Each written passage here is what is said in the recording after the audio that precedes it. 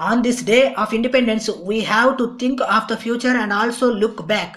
On the one hand, we have to see where we have to take the country, how we have to carry our people forward, and on the other, we have to ponder over the difficulties we have emerged out of and how we can improve things in future. When we look back over the last few years, one thing that we notice is the economic improvement in the country. In spite of all this, last year we had to face the drought.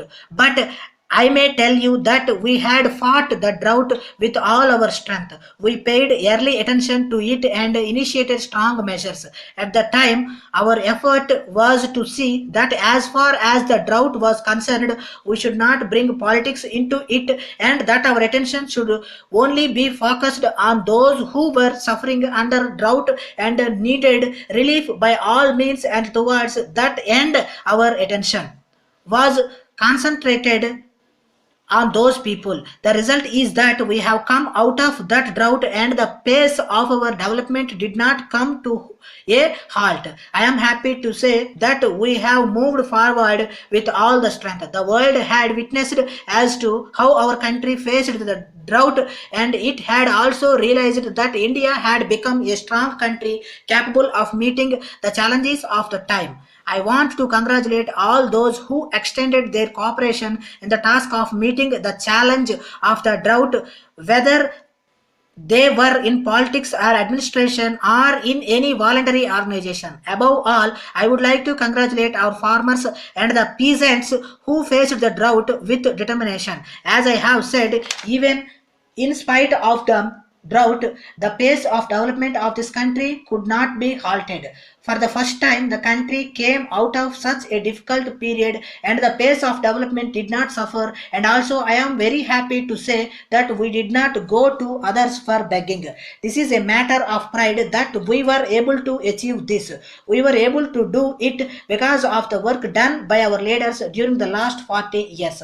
We are seeing the result of it today. Even when we were passing through those difficult times, there was no lapse on our part in paying our attention to the poor. We have reinforced our programs of removing poverty, programs for women, programs for the development of children, and for scheduled castes and the scheduled tribes. We have worked for the rapid and effective implementation of these programs. We have invested so much of resources which we have never before invested in these programs as has been done during these years. I would like to tell you at this juncture that there is a weakness which we have to completely eliminate. We have to destroy the communal forces. We have to ensure that we have to strengthen the forces of secularism and that religion is not mixed with politics by anyone. If a law is required in this connection or any other action is called for, we will do that. But I would like to assure you that we will fight the communal forces with all our strength. Our endeavor will be to unite all those who want to fight communalism and carry them together to fight these forces. It is our constant endeavor that the spirit of amity among religions prevailing in India is not only maintained but strengthened. At the same time, I can assure you that we have also given a great deal of attention to the security of our country. Today, our armed forces are stronger than ever before. We are today capable of facing aggression from any side, which was never the case in the past. We have provided a great deal of impetus to defense research and development and to science and technology. For the first time, our defense technology has forged ahead and is now comparable to that of the advanced countries. In many areas, we are on a level with them. We hope that in the coming years, we will go ahead with firm determination in this direction and show to the world that India can firmly stand on its own feet and can totally meet any challenge at any cost and by all means. I am sure no one can deviate us from our path. On this side, I would like to congratulate my brothers and sisters in the armed forces for their discipline, for their perseverance, and for their determination. I am very much proud of them and say that it is only due to the strength that we are able to sleep peacefully all these days. In the same manner, we have taken the prestige of India to great heights in the world during these years. You are all aware that we desire friendship with all countries. We desire that the spirit of humanism and unity should prevail in the world so that we are able to devote ourselves on the work relating to the eradication of poverty and to improve the lot of the weaker sections.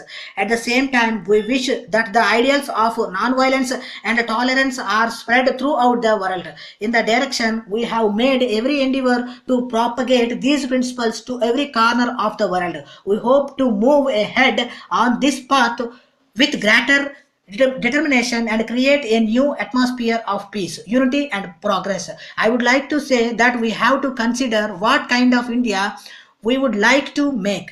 Our endeavor should be to take the country on the path of progress. We shall be able to achieve this only when we strengthen the unity and integrity of India and at the same time fight all those who wish to weaken the country. At the same time, we have to remember that it is we who have to find answers to the problems facing us today. I strongly feel that all of us should be ready to make sacrifices to make the country strong and united.